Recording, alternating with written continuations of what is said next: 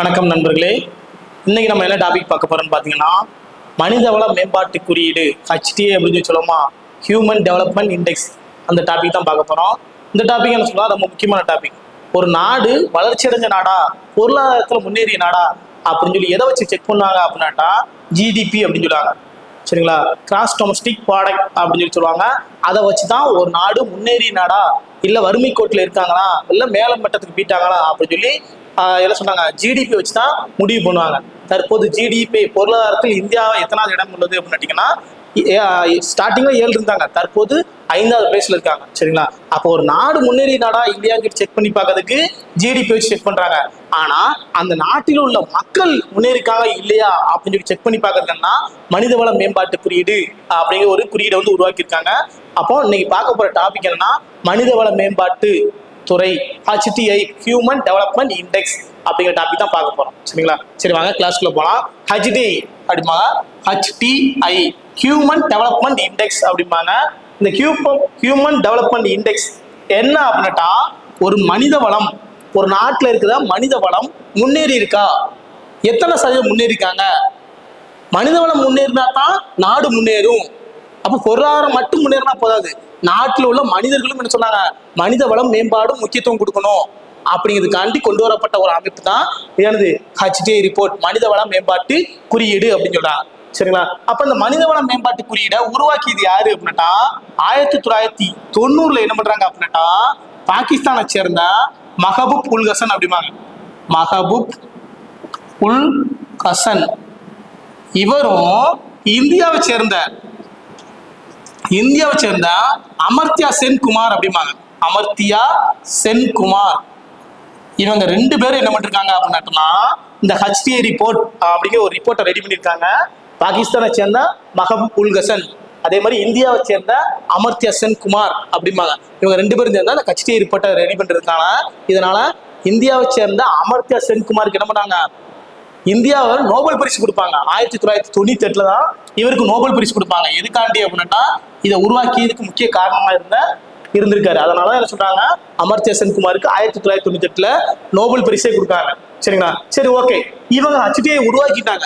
இந்த HTI ரிப்போர்ட்டை ஒரு வருஷம் வெளியிடுற அமைப்பு எது பார்த்தீங்கன்னா UNDP அப்படிம்பாங்க, யுனைடெட் நேஷனல் டெவலப்மெண்ட் ப்ரோக்ராமிங் அப்படிம்பாங்க. மனித ஐக்கிய நாடு மனித வள மேம்பாட்டு திட்டம். அவங்க தான் என்ன பண்றாங்க, ஒவ்வொரு வருஷமும் என்ன சொல்றாங்க, இந்த திட்டத்தை வெளியிட்டு வராங்க. சரிங்களா, அப்போ இந்த திட்டத்தோட முதன்மை நோக்கம் அப்படின்னு பாத்தீங்கன்னா ஒரு 3 அளவுகள் சொல்றாங்க. ஒண்ணு என்ன சொல்றாங்க அப்படின்னாட்டா, ஒண்ணு வாழ்நாள் வீதம். சரிங்களா, வாழ்நாள் விகிதம் அப்படிங்க, ஒரு மனுஷன் எவ்வளவு நாள் வாழ்றான் அதை கால்குலேட் பண்றாங்க. 2 என்ன சொன்னாங்க, கல்வியை பத்தி சொல்றாங்க, ஒரு மனுஷனுக்கு எவ்வளவு கல்வி கிடைச்சிருக்கு. 3 என்ன சொல்றாங்க அப்படின்னாட்டா வருமானத்தை சொல்றாங்க. தலா வருமானம் சொல்லி சொல்றோமா, அப்போ வருமானத்தை சொல்றாங்க.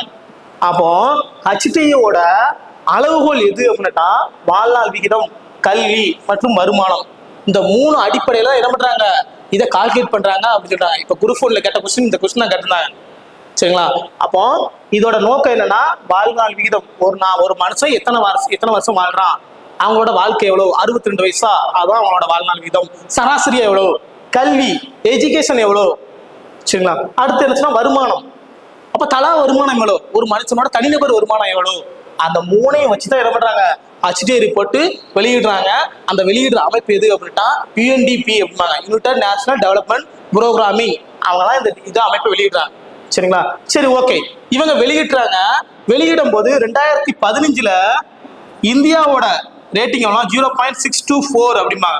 சரிங்களா, இந்தியாவோட ரேட்டிங் எவ்வளோ 0.624 அப்படிம்பாங்க. இவங்களோட அளவுகோல் எதுன்னு பார்த்தீங்கன்னா 0 to 1 அப்படிம்பாங்க. 0 அப்படிங்கிறது மிக மோசமான செயல்பாடு அப்படிம்பாங்க. 1ங்கிறது மிக சூப்பரா இருக்கு, மிக அருமையாக இருக்கு அப்படின்னு 1 சொல்றாங்க. சரிங்களா, அப்போ இந்த HTI ரிப்போர்ட்ல யாரு ஃபர்ஸ்ட்ல இருக்காங்க அப்படின்னா நார்வே தான் என்ன சொன்னாங்க 0.949 அப்படிம்பாங்க. 2வது யாருன்னா ஆஸ்திரேலியா என்ன பண்றாங்க 0.939 அப்படிம்பாங்க. அடுத்து 3வது யாருன்னா சுவிட்சர்லாந்து இவங்களும் என்ன பண்றாங்கன்னா 0.939. அப்போ இவங்க 3 பேர் தான் என்ன பண்ணிருக்காங்க, முக்கியமான டீமா இருக்காங்க.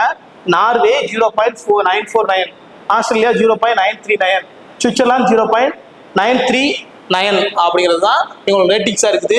இந்த வருஷம் என்ன சொன்னாங்க, ஒரு வருஷமோ இல்லை குறிப்பிட்ட காலத்துக்கோ என்ன பண்ணாங்க, இந்த யூஎன்டிபி என்ன பண்றாங்க, ரிசல்ட்டை வெளியிட்டுக்கிட்டே இருப்பாங்க. சரிங்களா? அப்ப இப்ப என்ன பார்த்துருக்கோம் அப்படின்னா, HTA அப்படின்னா ஹியூமன் டெவலப்மெண்ட் இண்டெக்ஸ் அப்படிம்பாங்க. இந்த ஹியூமன் டெவலப்மெண்ட் இண்டெக்ஸை கண்டுபிடிச்சது யாரு அப்படின்னு பாத்தீங்கன்னா, இப்போ 1990 பாகிஸ்தானை சேர்ந்த மரப் புல்கசனும் இந்தியாவை சேர்ந்த அமர்த்தியா சென்குமார் அப்படிங்கிற 2 பேர் சேர்ந்து என்ன பண்ணிருக்காங்க, HTA ரிப்போர்ட்டை கண்டுபிடிச்சிருக்காங்க. இதுக்காண்டி இந்தியாவை சேர்ந்த அமர்த்தியா சென்குமாருக்கு என்ன பண்றாங்க, 1998 நோபல் பரிசு கொடுத்தாங்க.